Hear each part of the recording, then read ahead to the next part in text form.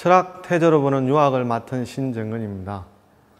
우리가 세상 살다 보면 많은 것들을 기억해야 된다고 생각합니다만 실질적으로 선택을 하고 의존하는 문장은 한 단어이거나 한 문장일 수가 있습니다. 그래서 부제로 한 문장이 세계를 디자인한다라고 달아봤습니다. 여러분들과 함께 동양 고전에 나오는 한 문장, 한 단어를 통해서 세상을 어떻게 바라봐야 되는지 같이 생각했으면 좋겠습니다. 오늘은 그 첫 번째 시간으로 주역인데요. 주역이란 책 하면 대부분 어렵다, 내가 그것을 볼 수 있을까라는 의구심을 많이 가지는데요. 저는 주역에 대해서 접근할 때 한 가지 물음을 던지면 어떨까 생각을 합니다. 우리가 무슨 일을 하려고 그러면 선택을 하기 전에 가장 걱정하는 일이 뭡니까? 간단하게 말하면 할 것인가 말 것인가, 또는 하나에 대해서 이것은 하냐 마냐이지만 선택지가 두 개가 되면 이것일까 저것일까 이렇게 생각하지 않습니까? 그러면 할 것인가 말 것인가와 이것일까 저것일까가 결정이 되지 않으면 그 다음 수순으로 진행이 되지를 못합니다.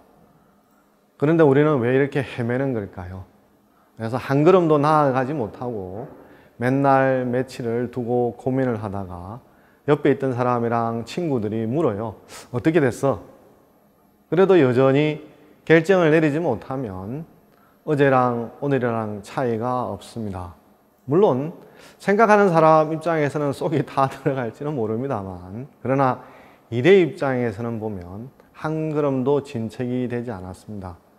우리는 뭔가 일을 하려고 그러면 할 것인가 말 것인가에서 하든지 말든지, 이것일까 저것일까에서는 이것이든 저것이든 선택을 해야 됩니다.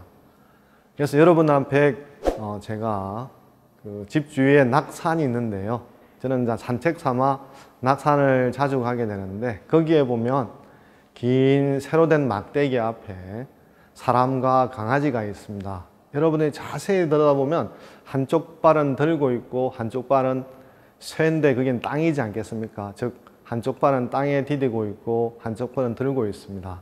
여기에서 한쪽 발을 떼는 걸 가지고 시작을 해야 그 다음으로 날아가게 되는데, 우리는 떼면 어떻게 될까 생각하니까 한 걸음도 나아가지를 못하고 계속 멈칫 하는 것이죠.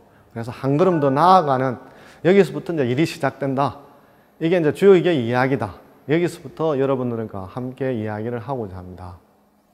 그러면 주역이라고 하는 책에 대해서 여러분이 여전히 이제 거부감을 가질 수는 있는데요. 왜 그러면 동양 고전에 대해서 살펴보는데 다른 책보다도 주역을 제일 먼저 살펴보느냐 그러면 커피의 비유를 해보겠습니다. 커피에는 에스프레소가 있고 거기에다가 물을 더 타느냐 우유를 집어넣느냐에 따라서 다양한 커피가 나오지 않습니까? 그래서 에스프레소를 커피의 커피다고 말하는데, 결국 주역도 할 것인가 말 것인가, 이것일까 저것일까에 대해서 뭔가를 선택하고 결정하고 난 다음에야 이로써 어떤 역사가 이루어지거나 일이 이루어지거나 사건이 벌어지지 않겠습니까?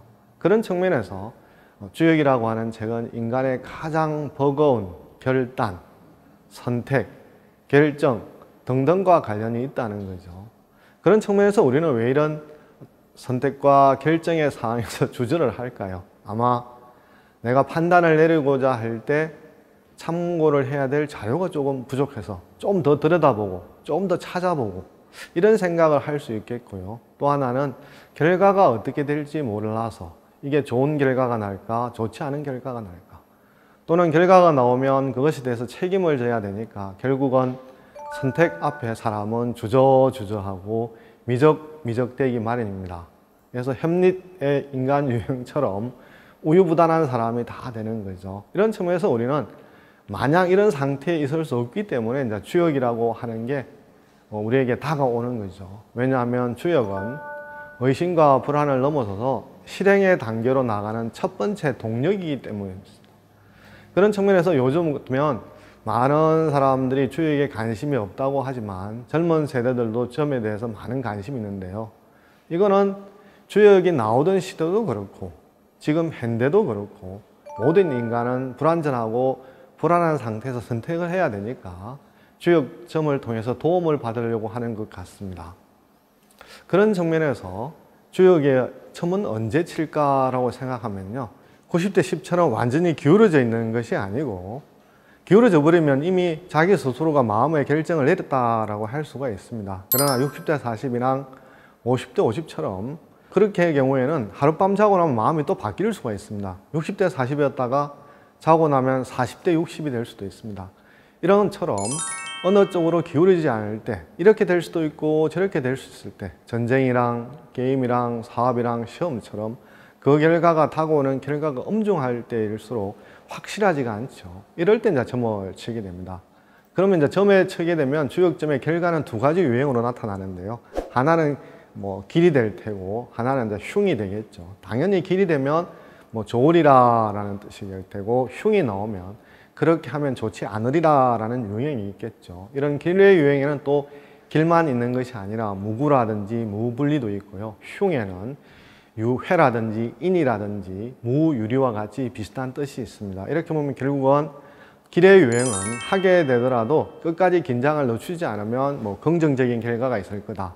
반면에 흉의 어떤 결과는 할 수밖에 없다면 최대한 신중하게 해서 최악을 피하도록 하는 점괘라고 할 수가 있겠습니다.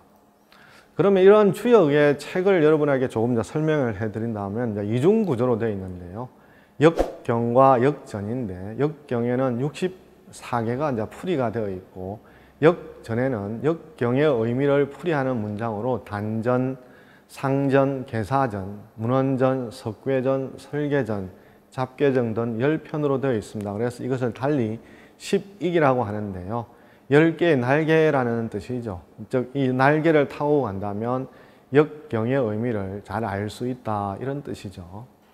그러면 주역이라고 하는 게 어떤 문화사적인 의의를 가지고 있을까요?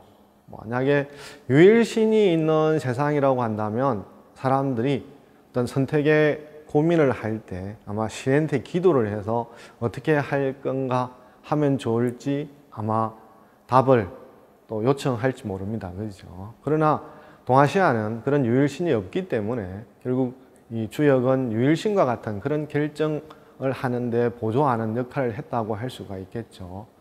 그렇지만 이런 주역을 단순히 미신이다 라고 볼 수는 없는데요. 왜냐하면 개인이 아니라 다수의 선택을 하게 되면 그것이 비슷한 결과로 수렴되는 현상이 있지 않습니까? 우리가 이제 선거를 통해서 보면 어떤 후보가 될 거냐라고 보면 내 주위에는 그 사람을 투표한 사람이 없다고 말하지만 전체적으로 보면 비슷하게 수렴되는 결과가 있죠. 그리고 고대에서는 보면 한 사람이 아니라 오랜 시간에 걸쳐서 집적된 경험이라든지 또는 집단 지산의 소산이 오늘날 어떤 역경이다라고 말씀드릴 수 있는데요. 여러분들한테 집단 지성의 어떤 사례, 오늘날 쓰이는 사례 하나를 소개해 드린다면요.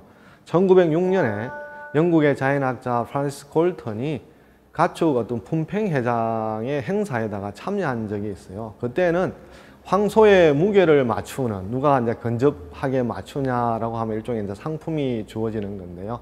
그래서 콜턴이라는 사람은 일반 사람들이 정확하게 무게를 예상하지 못할 거야, 이렇게 생각을 했습니다. 그래서 787명한테 전부 다 각자가 자기가 생각하는 어떤 무게를 써내보라고 했더니 전체를 그것을 이제 평균을 내보니까 실제 1198파운드의 거의 오차 범위 안의 수치가 나왔다는 거죠. 그래서 우리가 주역이라고 하는 것도 한 사람의 경험이 아니라 오랜 시간에 걸쳐서 여러 사람의 경험이 쌓이고 집적되다 보면 그것이 어떤 정답이라든지 안내자라든지 실마리가 될 수 있는 그런 지혜가 담겨 있다, 이렇게 말씀을 드릴 수가 있겠습니다. 자, 그러면 여러분들하고 주역에 대해서 책을 소개해 드렸다면 주역의 태제, 여러분들이 꼭 기억했으면 하는 태제 하나를 소개해 드리려고 그러는데요. 여러분들이 좀 길게 나와 있지만 초점을 두고 보실 부분은 천행근 군자 이 자강불식이라는 부분인데요. 이 자강불식은 스스로 자자에다가 강성하다, 강하다 이런 뜻이고, 식자는 그만두지 않는다 이런 뜻이죠. 왜 이 구절에 저는 주목을 하느냐 그러면 앞에 있는 부분은 천행근이에요.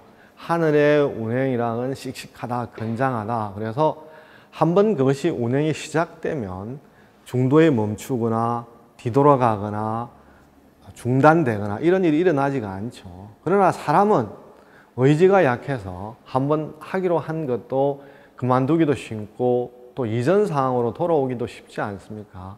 이런 측면에서 주역의 자강불식이라고 하는 것은 인간이 근원적으로 주어져 있는 조건을 나타내는 구절이다라는 건데 주역은 이 구절을 용의 어떤 위치 변화와 관련해서 설명을 하고 있는데요. 여러분과 이 괴의 모양을 전체적으로 한번 살펴보면요.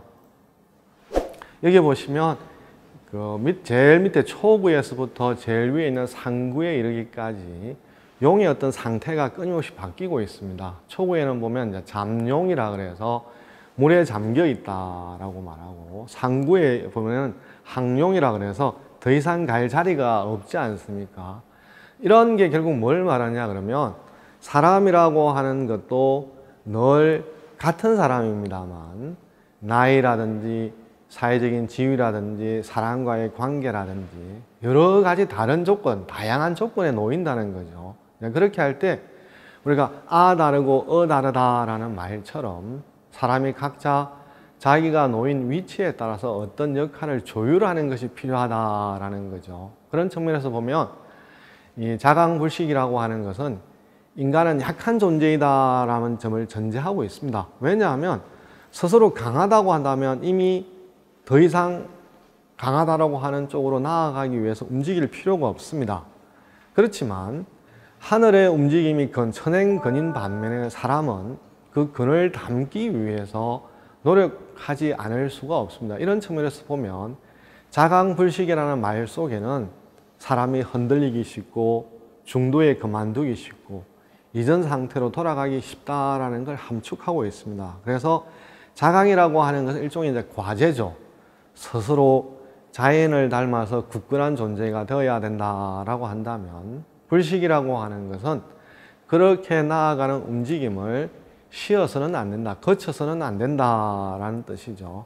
이런 측면에서 자강불식은 일종의 이제 인간한테 과제든지 숙제를 제시한다라고 할 수가 있겠습니다. 다시 한 번 더 여러분들한테 중요한 구절이니까 강조한다면은요. 어떤 하늘의 움직임, 천행근이라고 하는 것은 해가 어제 뜨고 오늘 안 뜨는 것이 아니라 늘 같은 자리에 일어나지 않습니까? 어떤 상황에서도 한 채의 오차도 없이 되풀이되는 어떤 천체의 움직임, 운행을 생각해 본다면 천행근이라고 하는 의미가 여러분들에게 사실 와닿지 않을까 싶기도 하는데요. 그에 반해서 사람은 일정 기간은 지속합니다만 또 도중에 그만둬 버리거나 중단되는 이런 일들이 일어나죠. 그래서 사람이 자연을 닮으려고 한다면 결국은 중단 없는 지속을 할 수가 있어야 돼요. 중단 없는 지속을요. 그래야 어떤 결실이 나오고 매듭이 지어지고 이러지 않겠습니까? 이런 측면에서 자강불식이라고 하는 것은 사람이 하늘을 담는 길을 제시하고 있다, 압축적으로 제시하고 있다 말씀드리겠습니다.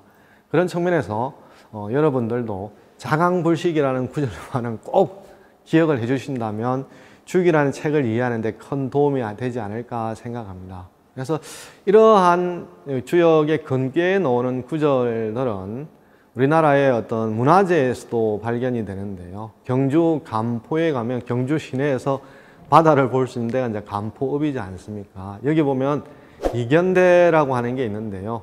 저 가운데 있는 기둥과 기둥 사이에 바위가 보이는데 저게 이제 문물왕의 무덤이죠, 그죠? 보이는 곳인데 니견, 대인이라는 줄임말이죠. 대인을 보면 이롭다 이런 뜻이죠. 글자가 보면 니견데 앞에 사진에서는 조금 흐릿할 수 있을 것 같아서 더 근접해서 찍으면 글자도 선명하게 보이고 문무왕도 무덤도 잘 보이죠, 그죠? 그래서 이 주역이라고 하는 책이 텍스트로만 있는 것이 아니라 동아시아의 어떤 문화재와 관련해서도 밀접한 관련이 있다. 그래서 앞으로 여러분들이 어디 놀러 가시면 현판이라든지 이런 걸 보면 아 저게 동아시아 고전하고 어떤 관련이 있을까? 이런 것도 찾아보는 것도 또 하나의 재미가 될 것 같습니다.